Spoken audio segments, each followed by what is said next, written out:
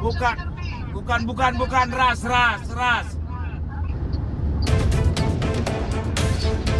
Aksi kejar-kejaran petugas kepolisian Satres Narkoba Polrestabes Medan dan kurir 24 kg sabu terjadi di ruas tol Trans Sumatera Kabupaten Asahan.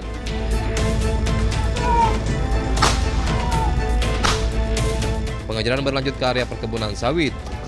Petugas sempat melepaskan beberapa kali tembakan peringatan. Pelaku akhirnya berhasil ditangkap. Saat digeledah, polisi menemukan 24 kg sabu yang disembunyikan di dinding mobil. Pelaku mengaku membawa narkoba dari Aceh menuju Jakarta. Tim melakukan pengejaran di area tol Kisaran sekitar 10-12 km dan berakhir di exit tol ini karena barang itu akan dari Aceh akan dibawa ke Jakarta. Berakhirnya di exit tol Kisaran yang bersangkutan menggunakan modus dengan mengelabui seluruh barang-barang haram ini disimpan di dalam dashboard ataupun ditanam di dalam bodi mobil. Usai menangkap pelaku kurir, petugas kini memburu pemasok sekaligus bandar narkoba yang memerintahkan pelaku. Dari Medan, Sumatera Utara, Adi Palapa Harahap, iNews melaporkan. Oleh karena itu, demi menjaga nama baik institusi, serta memberikan kesempatan agar proses evaluasi dan perbaikan dapat berjalan dengan baik, saya memilih mengundurkan diri dari jabatan yang saya emban saat ini. Seorang pejabat daerah di Kabupaten Gayo Luwes, Aceh mengundurkan diri usai anggota keluarganya mencuri perhatian publik di jagat media sosial. Wanita diketahui merupakan anak dari salah satu pejabat Gayo Luwes ini mengunggah sejumlah foto yang menunjukkan kemewahan. Saya yang bertanda tangan di bawah ini, nama Dr. Nepi Rizal MKes MH, jabatan Asisten Pemerintahan Keistimewaan Aceh dan Kesra. Melalui surat ini, saya menyampaikan pengunduran diri dari jabatan yang saya emban terhitung sejak tanggal 23 Juli 2026. Keputusan ini saya ambil dengan penuh kesadaran dan tanggung jawab akibat munculnya perhatian publik terkait perilaku anggota keluarga saya yang menimbulkan polemik dan telah mempengaruhi kepercayaan masyarakat. Ini bukan pertama kalinya terjadi. Anggota keluarga pejabat yang memamerkan kemewahan atau flexing di media sosial berujung membawa karir pejabat terkait berakhir. Dilansir dari laman Instagram @dea.aa, putri pejabat pemerintahan ini memamerkan gaya hidup mewahnya serta sejumlah tangkapan layar yang sekaligus menyeret nama Dr. Nepi Rizal. Postingan yang beredar di media sosial ini membuat geram warganet di kolom komentar. Bahkan Dea terlihat sempat menanggapi komentar warganet dengan foto dan tulisan bernada angkuh sebelum akhirnya menutup laman Instagramnya.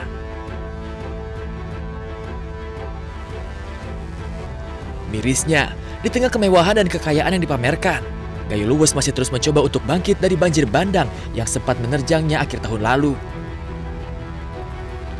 Jalan-jalan yang rusak, bangunan yang roboh, listrik yang sempat padam membuat warga sulit untuk hanya memenuhi kebutuhan dasar mereka. Di saat rakyat berusaha bertahan, ada pejabat yang justru mempertontonkan kemewahan. Ini menjadi gambaran bahwa kekuasaan tanpa empati hanya menjadi ironi. Tim Liputan, iNews melaporkan.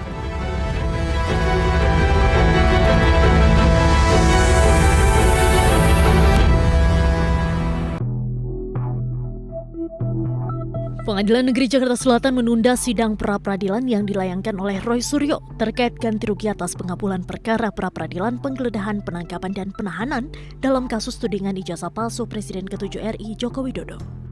Sidang pra-peradilan jilid 3 Roy Suryo ini ditunda hingga 29 Juli 2026 pekan depan. Penundaan disebabkan oleh ketidakhadiran pihak kejaksaan selaku turut termohon dalam perkara tersebut. Untuk itu, Hakim Tunggal memutuskan untuk menjadwalkan ulang persidangan guna memastikan kehadiran seluruh pihak terkait. Hari pertama, ketika pra-peradilan kami selaku pemohon, itu kamilah yang kemudian akan membacakan permohonan kami apa terhadap termohon dan juga terhadap turut termohon. Jadi kami itu tidak bisa kemudian santai-santai. Hari pertama itu hari kita, baru hari kedua besok itu jawaban dari seharusnya termohon dan juga turut termohon. Kemudian kami juga harus langsung memberikan jawaban hari itu juga, yaitu berupa replik dan juga mereka kemudian duplik. Sebelumnya pada sidang pra-peradilan kali ini, Royo mengajukan gugatan untuk menuntut ganti rugi kepada pihak Polda Metro Jaya dan Kejaksaan sekitar 210 juta rupiah atas upaya paksa yang dilakukan penyidik Polda Metro Jaya. Dari Jakarta, tim liputan iNews melaporkan. Dengan demikian sidang selesai dan ditutup. Hadirin dimohon berdiri, majelis hakim bersiap. Suasana sidang eksepsi Tifauzia Tiasuma atau Dr. Tifa riuh setelah Hakim Pengadilan Negeri Jakarta Timur menerima eksepsi terdakwa kasus tudingan ijazah palsu Presiden ke-7 RI Joko Widodo. Dengan dikabulkannya eksepsi terdakwa, maka sidang Dr. Tifa yang didakwa melakukan tindak pidana fitnah dan pencemaran nama baik Presiden ke-7 RI Joko Widodo atas tudingan ijazah palsu tidak akan dilanjutkan ke tahap berikutnya. Memperhatikan ketentuan pasal 75 ayat 2 huruf B, ayat 3, dan pasal 206 ayat 1 Undang-Undang Nomor 20 Tahun 2025 tentang Kitab Undang-Undang Hukum Acara Pidana serta peraturan perundang-undangan lain yang bersangkutan. Mengadili, menyatakan perlawanan dari tim advokat terdakwa tersebut diterima. Menyatakan surat dakwaan penuntut umum nomor register perkara PDM-14-13-M-1-2-06-2026 tanggal 22 Juni 2026 atas nama terdakwa Tifauzia Tiasuma batal demi hukum. Memerintahkan pengembalian berkas perkara ini kepada penuntut umum. Membebankan biaya perkara kepada negara. Hakim mengembalikan berkas perkara atas nama Dr. Tifa ke Jaksa Penuntut Umum dan membebankan biaya perkara kepada negara. Selanjutnya, Jaksa Penuntut Umum memiliki kesempatan untuk mengajukan perlawanan dengan menyusun ulang dakwaan. Tim Liputan iNews melaporkan.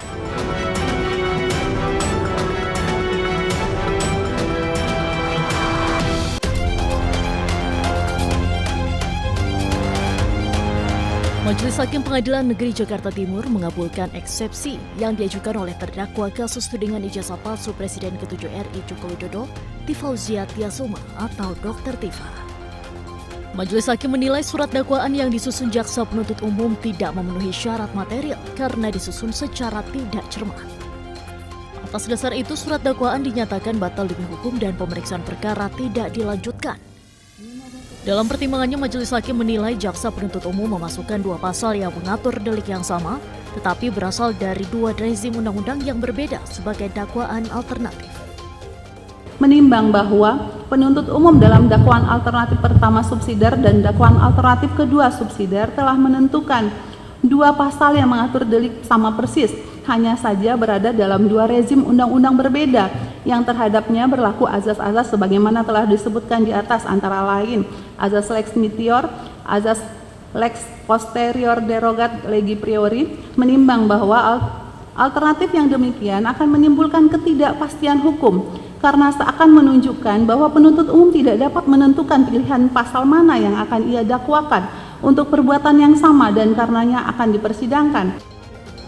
Menurut Majelis Hakim, penyusunan dakwaan tersebut justru menimbulkan ketidakpastian hukum karena menunjukkan keraguan-raguan jaksa penuntut umum dalam menentukan pasal yang tepat untuk didakwakan atas perbuatan yang sama. Dari Jakarta, Tim Liputan iNews melaporkan. Dengan demikian sidang selesai dan ditutup.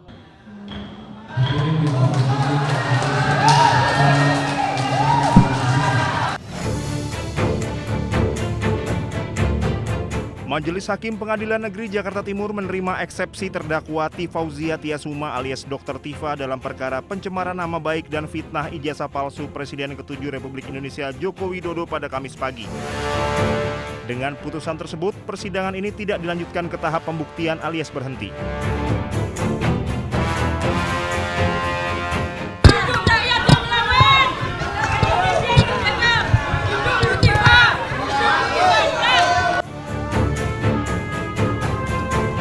Setelah mendengarkan pengucapan putusan, Dr. Tifa menyatakan putusan ini tidak menyurutkan langkahnya untuk membongkar perkara ijazah Jokowi. Tifa tetap akan berjuang membuktikan hasil penelitiannya mengenai ijazah Jokowi.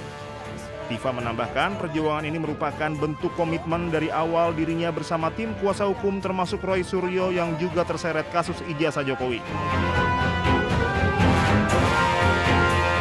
Seluruh rakyat Indonesia, percayalah bahwa keputusan dari Majelis Hakim pada hari ini untuk menerima eksepsi kami tidak menyurutkan langkah saya, tidak menyurutkan langkah kami untuk terus memperjuangkan kebenaran, terutama terkait dengan persoalan yang selama ini sudah menjadi beban bagi seluruh bangsa Indonesia terkait dengan otentitas dari ijazah yang selama ini menjadi polemik. Sehingga apa? Sehingga ke depan kita tidak perlu harus menemui persoalan ini lagi pada presiden-presiden maupun pejabat-pejabat berikutnya. Ini yang paling pokok. Dengan batal demi hukum ini, apa yang dimaknai apa? Bahwa perkara ini tidak layak dipersidangkan. Ini bukan perkara pidana. Mau dibuat apapun pasti akan membingungkan kalau dibuat pidana. Bayangkan saja bagaimana kita tidak bingung. Adanya suatu wawancara dengan Aiman Wicaksono yang itu hanya dilakukan dalam bentuk pemusatan atau fokus pada foto, ya, itu dikatakan perbuatan pidana mengubah, merusak. Bagaimana? Ijazah yang otentik. Bagaimana? Sebelumnya, Majelis Hakim Pengadilan Negeri Jakarta Timur menerima eksepsi terdakwa Tifauzia Tiasuma alias Dr. Tifa dalam perkara pencemaran nama baik dan fitnah ijazah palsu Jokowi pada Kamis pagi. Persidangan ijazah ini tidak dilanjutkan ke tahap pembuktian. Majelis Hakim menyatakan berkas perkara Dr. Tifa beserta seluruh barang bukti harus dikembalikan kepada jaksa penuntut umum.